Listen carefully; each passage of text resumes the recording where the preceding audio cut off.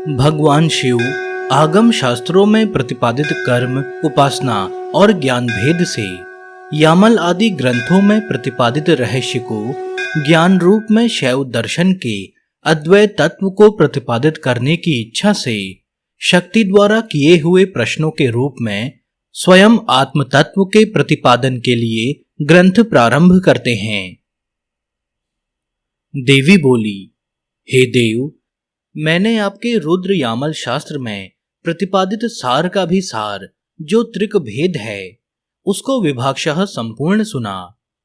पर हे परमेश्वर, अब भी मेरा संदेह निवृत्त नहीं हुआ। हे देव, आप विश्व को प्रकट कर उसमें क्रीड़ा करते हुए अनादि सत तत्व स्वरूप हो।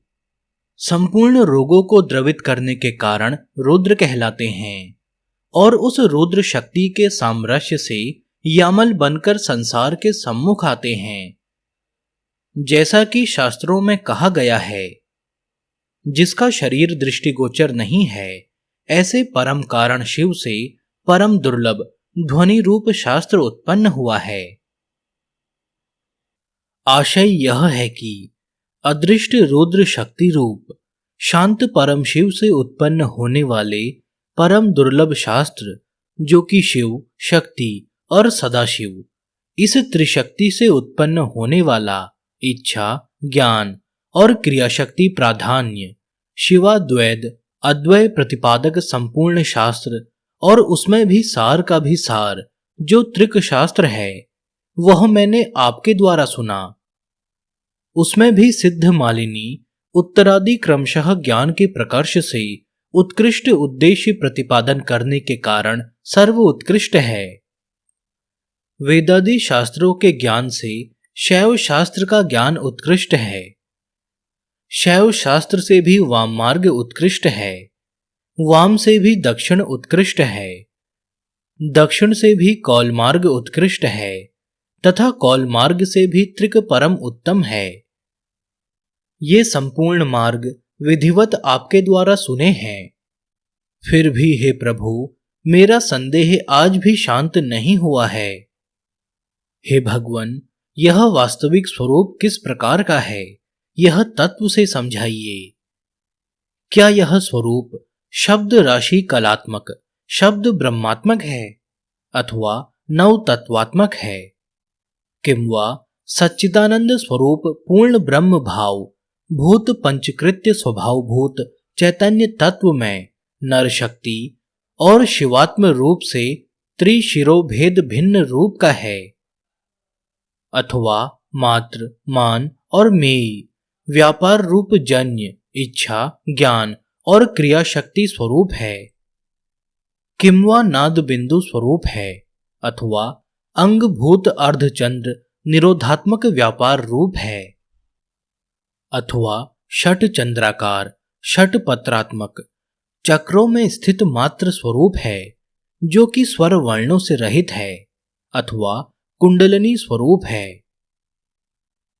संसार रचना में प्रवर्त भैरव को तत्व दृष्टि से समझने पर विचार करें तो यह सृष्टि आकार से लेकर छकार तथा वर्णमाला रूप है, जो कि सर्व उत्कृष्ट आनंद की इच्छा विमर्श शक्ति के द्वारा सारे संसार को अपने भीतर समाहित करती हुई वर्णमाला के रूप में प्रकट होती है तथा विमर्श शक्ति के नाम से कही जाती है, अथवा प्रकृति से लेकर शिव पर्यंत विचार युक्ति के द्वारा षडधौ तथा त्रिशिरोभेद त्रिशिर तंत्र के अनुसार मनुष्य, शक्ति और शिव ये त्रितत्वात्मक हैं, जिसने कि संसार को अपने भीतर समाहित कर लिया है, अथवा माता, मान और मेय रूप व्यापार त्रयात्मक है, किंवा इच्छा, ज्ञान और क्रियात्मक है, अथवा नाद बिंदुमय शिव शक्यात्मक शब्द प्रत्यय रूप ज्ञान, क्रिया और आत्मा रूप है, अथवा ओमकार के अंग अकार, उकार, मकार, अथवा नाद बिंदु तथा निरोध शक्ति अर्धचंद्राकार रूप है, किंवा षट चक्र के पत्रों में स्थित क, ख, ग, घ इत्यादि स्वर वर्ण रहित मातृका वर्ण स्वरूप है। किम वह शक्ति स्वरूप ही यह संसार है जिसको समना कहते हैं, अथवा परात्रिंशिका आदि ग्रंथों में उल्लिखित मंत्र विशेष के द्वारा परा देवी का सकल रूप है, अथवा परा देवी का सकल रूप है, अथवा यूं कहिए कि उसमें भी परांश प्रधान होने के कारण उत्पत्ति नहीं हो सकती, अतः अपरा देवी ही मुख्य ध्येय रूप है। यदि परा देवी का भी अभेद रूप होने से नाम मात्र से ही उसमें परत्व है, तब वह भी अपरा देवी के समान ही हुआ, तो परत्व वास्तविक रूप से विरुद्ध हुआ। वर्ण भेद अथवा देह भेद मात्र से यह भेद नहीं हो सकता, क्योंकि यदि ऐसा भेद स्वीकार किया जाए तो निष्फल होने से परत्व और सकल होने से अपरत्व हो जाएगा। हे प्रभु, कृपा करके मेरे इस संदेह का निराकरण कीजिए। व्याख्या। वर्णों का स्वर व्यंजन युक्त उच्चारण करने योग्य जो रूप है वह पराशक्ति कहलाती है। जैसे ओम नमः श्री विद्या पादुकाभ्यः, यह अपराशक्ति का रूप हुआ। वहीं पृथक पृथक उच्चारण करने पर परा परा रूप हो जाएगा। क, ख, ग, घ इत्यादि स्वर रहित व्यंजन पराशक्ति का रूप है, और वे ही स्वर सहित ओम नमः इति अपरा का रूप है, क्योंकि स्वतंत्र शक्ति ही परारूप है। और यदि वह क्रम पूर्वक सृष्टि रचना की इच्छा करती है तो अपरा रूप है, और जब क्रम में रख दी जाती है तो परा परा का रूप हो जाती है। जैसा कि तंत्रालोक में कहा गया है, क्रम सृजन अवस्था में स्वतंत्र शक्ति, क्रम संशिक्षा और क्रमात्मकता ये व्यापक परमात्मा की त्रिमूर्तियां हैं। ये तीनों शक्तियां ही त्रिदेवी हैं। इसलिए आगे का स्वरूप कृपा करके मुझे बतलाइए, क्योंकि इस प्रकार प्रतिपादन किया हुआ अपराशक्ति और पराशक्ति का स्वरूप समान होने के कारण यदि सदृश्य है तो परत्व इन दोनों से विरुद्ध है। परा और अपरा भेद की उत्पत्ति के कारण पराशक्ति में इन दोनों का अभेद स्वभाव है। इसलिए परा स्वरूप में परत्व विरुद्ध हो जाएगा, और परा में सकल रूप ही जानने योग्य रहने के कारण समुदाय के मध्य में गिर जाने से परा में कोई भेद नहीं रहेगा। यहां पर और परा में अभेदता आ जाने के कारण विरुद्ध दोष होगा। यह एक विभाग विमर्श स्पर्श करने से अथवा एक का दूसरे से भेद त्याग से, प्रमेय त्याग से उत्पन्न होने वाले प्रमाता तत्व अहम भावना से जो कुछ वास्तविक परमात्म तत्व है उसको, अर्थात एक ही परमात्मा तत्व जो स्वयं प्रकाश है, समझाइए। जिससे दर्पण में प्रतिबिंबित यह संपूर्ण संसार उस अद्वैत तत्व से अभिन्न है और वह मुझसे अभिन्न है, ऐसा मेरा वास्तविक स्वरूप मुझे निर्णित हो जाए, तथा जिससे भेद भावना दूर होकर आत्मा और जगत की एकता से अभेद भाव प्रतिपादित हो सके, ऐसी युक्तिपूर्ण विवेचना कीजिए।